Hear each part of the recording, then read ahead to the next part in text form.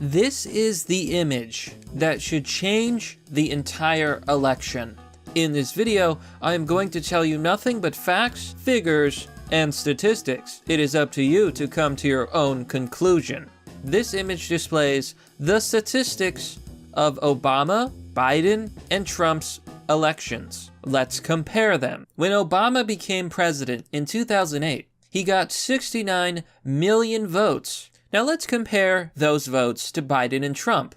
Obama got 69 million votes, Biden got 81 million votes, and Trump got 74 million votes. Already it is impressive that Trump has beaten Obama's record. Not only that, somehow Biden has gotten more votes than anybody in human history. Many people have declared that Biden won the election because he got so many votes. Clearly, the American people must want Joe Biden to be president. However, if you look at the further numbers, you're going to see a very different picture. Obama won 873 counties. This allowed him to win the presidency. Meanwhile, Trump got 2,497 counties, an overwhelming historical amount of counties, representing largely almost everywhere in America except big cities. Now surely, you must be thinking, Biden's counties must be the same or bigger than Obama's. After all,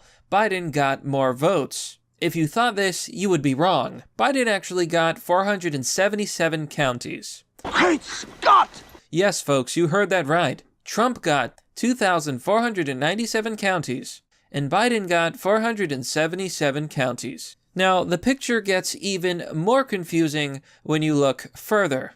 Obama won 18 out of 19 bellwether counties. But what is a bellwether county anyway? According to Google search, election bellwether counties in the United States are counties that vote in alignment with the country as a whole in the United States presidential elections, so that only the county votes for the candidate who ultimately wins the election. NPR.org explains it a little bit better. The all-or-nothing bellwether. These are states or counties that choose the national winner every time. Missouri fits this definition. So do 6 counties that have matched the national vote in every presidential election since 1960. In other words, if you win a bellwether county, you win. Knowing this, it should be obvious that Biden must have won more bellwether counties than Trump, as losing would mean that winning is impossible. How many bellwether counties did Biden win? Can you take a guess?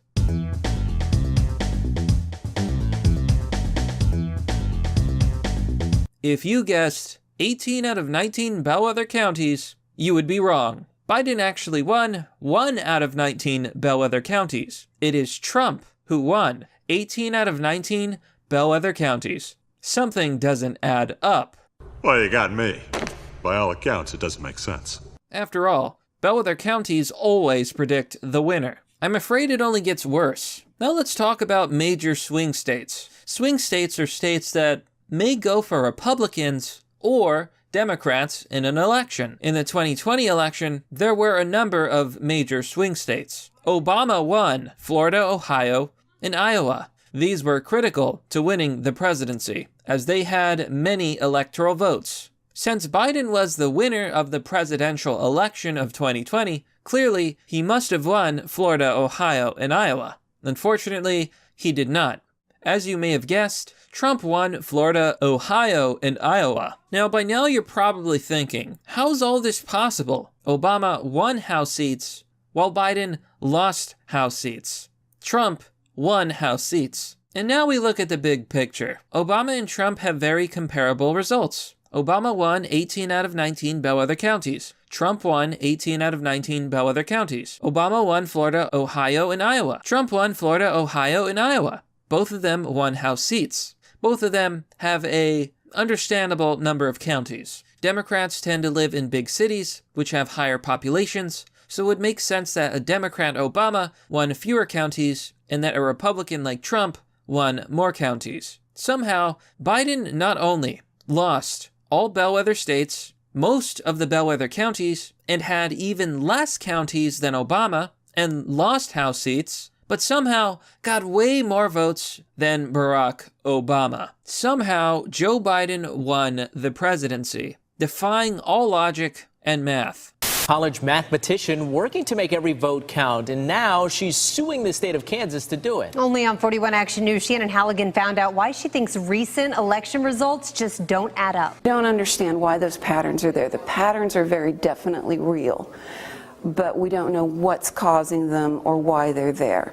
If you're still not convinced that there are questions that need answers, consider the following. Joe Biden turns a century of election data on its head. Consider these simple facts. For nearly 150 years, every president who has gained votes in a re-election campaign has also won re-election. Trump gained 11 million more votes than 2016, but Biden somehow overcame those odds. Trump won the highest share of minority voters for a GOP candidate since 1960. Trump grew his support among black voters by 50% over 2016. Biden's support among black voters fell below 90%, the level below which Democrat presidential candidates usually lose. Biden shattered the popular vote record while winning a record low of 17% of counties. Biden is set to become the first president in 60 years to lose Ohio and Florida on his way to the election. Biden is set to become the second president in 168 years to lose Ohio, Florida, and Iowa. Biden underperformed Hillary Clinton across the country, except for in a few cities: Milwaukee, Detroit, Atlanta, and Philadelphia. Republicans won across the country, but Biden somehow beat Trump. Republicans won 27 out of 27 House toss-ups, while keeping the Senate majority and winning more state House chambers. No incumbent who has received 75% of the primary vote has ever lost re-election. Trump won 94% of the primary vote, which is the fourth highest of all time. In fact, Trump is only one of 5 incumbents since 1912 to receive more than 90% of the primary vote. Trump set a record for the most primary votes received by a sitting president in history with more than 18 million votes. The purpose of this video is not to dispute or make conclusions about the 2020 election. It is simply to ask you a very simple question. Do these numbers add up? I'll let you, the viewer, decide for yourself. I hope you enjoyed this video. If you like this video, please share it with others online. I think 2020 has been a big year where many people have seen that the government may be unreliable at best and untrustworthy at worst. Spread the message, protect free speech, and remember, never stop asking questions.